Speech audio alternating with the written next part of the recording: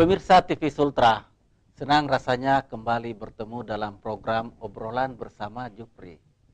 Kali ini kita kembali mengangkat tema sertifikasi wartawan menuju profesionalisme. Kita tahu bersama bahwa Dewan Pers telah mengeluarkan satu kebijakan untuk mensertifikasi para jurnalis di seluruh Indonesia. Seperti halnya profesi lain, Dewan Pers melalui organisasi media dan berbagai lembaga media telah melakukan sertifikasi bagi wartawan. Bersama kita di studio telah hadir narasumber Bapak Sawaludin Lakawa, salah seorang pimpinan di Harian Kendari Pos. Selamat datang Pak Sawal. Assalamualaikum warahmatullahi wabarakatuh. Terima kasih Pak Jupri. Assalamualaikum warahmatullahi wabarakatuh, pemirsa TV Sultan. Baik Pak Sawal, kita tahu bahwa Dewan Pers telah mengeluarkan satu kebijakan untuk mensertifikasi para wartawan. Dan sepengetahuan kami di Kendari itu juga sudah dilakukan. Bagaimana Anda melihat kebijakan tersebut? Terima kasih Pak Juf.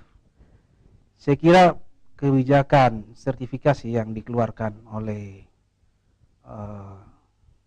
Dewan Pers itu sangat positif, sangat bagus sekali, sehingga patut kita support, patut kita dukung.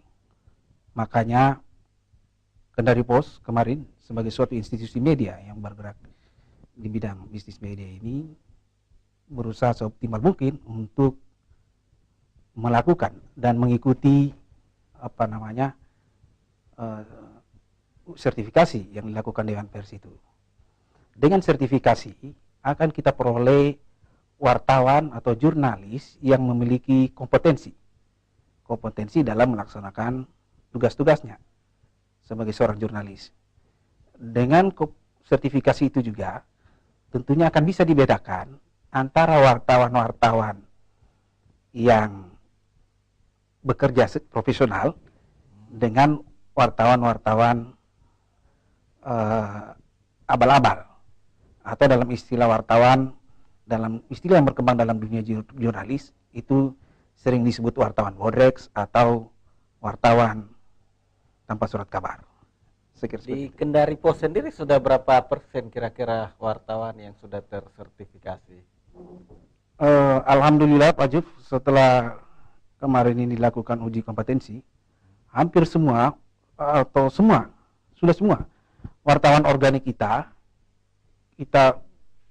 ikutkan uji kompetensi ini. Sudah semuanya, yang organik sudah semua. Kalau unsur pimpinannya juga semua sudah ikut. Dan panitia uji kompetensi juga telah mengumumkan hasilnya. Alhamdulillah 99% saya kira akan lulus. Itu artinya bahwa Kendari Pos memang sangat menyambut positif kebijakan sertifikasi ini, begitu? Saya pikir seperti itu. Makanya kemarin ini kita sangat mendorong untuk mengikutkan. Biasanya kan uji kompetensi itu diikuti oleh dilaksanakan di luar daerah. Kalau untuk Kendari Pos ini kadang-kadang kali ini kita berusaha menghubungi panitia penguji untuk melaksanakan di daerah ini, ya. Dan apresiasi pihak panitia juga terhadap pelaksanaan kegiatan dianggap sungguh luar biasa, sangat positif lah, ya. Apalagi hasil ujiannya pun juga sangat positif buat peserta itu sendiri.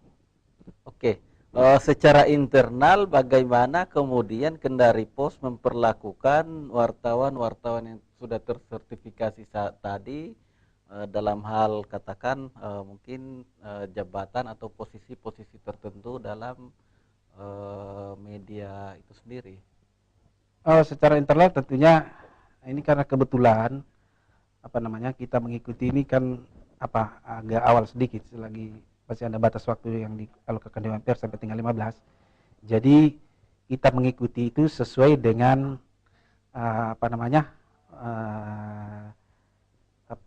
jabatan dia. Misalnya redaktur kita ikutkan semua pada madya. Sedangkan unsur repel, korlip dan pimpinan redaksi itu mengikuti kelas utama, ya. Yang reporter biasa kita masukkan di muda, ikut muda. Jadi sesuai dengan penjenjangannya. Seperti itu, Pak Ju. Iya, baik. Pemirsa, kita tahu bersama bahwa kompetensi wartawan ini dibagi dalam 3 jenjang, jenjang muda, jenjang madya, dan jenjang utama. Namun untuk kita melanjutkan perbincangan ini, kita jeda iklan.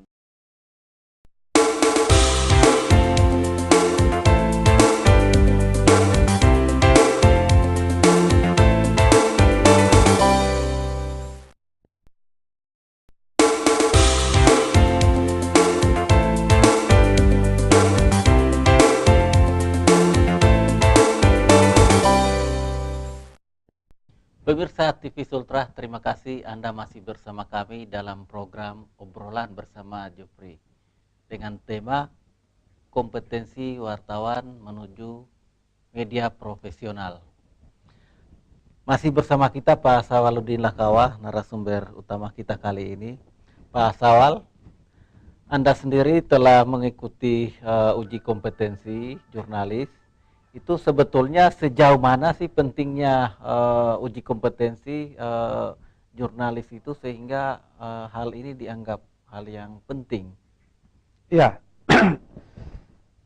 saya kira kalau ditanya penting, sangat penting, ya, karena memang ini rohnya dengan uji kompetensi ini,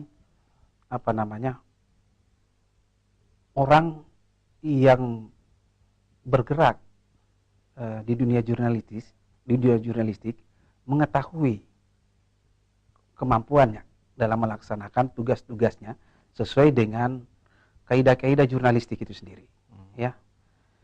Dan uji kompetensi ini saya anggap sesuatu yang sangat menarik, ya, dan juga menantang, ya. Saya katakan menarik karena begini.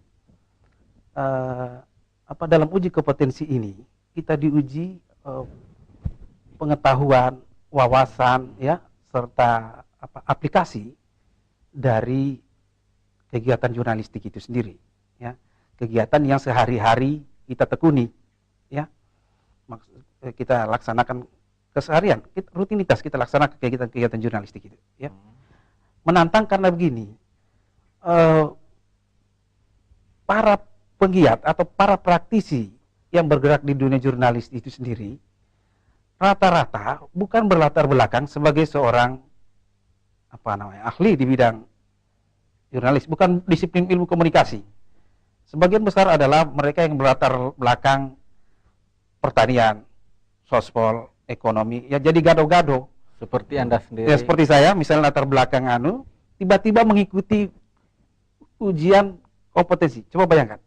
Selama ini kita cuma melaksanakan praktek-praktek kerja lapangan, mencari, ya, kemudian meliput, kemudian menuliskan, kemudian mengedit, kemudian menayangkan, ya, itu kita tulis.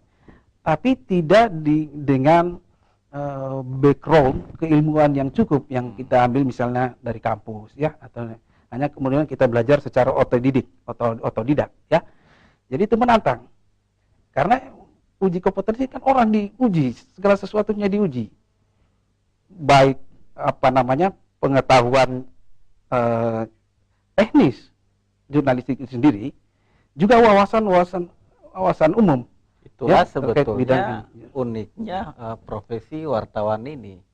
Kalau Anda jelaskan tadi bahwa kalau profesi lain seperti dokter, dia harus sarjana kedokteran. Ya. Sementara jurnalis ini adalah dari sarjana apapun bisa. Itu apakah melalui uji kompetensi ini nanti bisa ditahu standarisasi seorang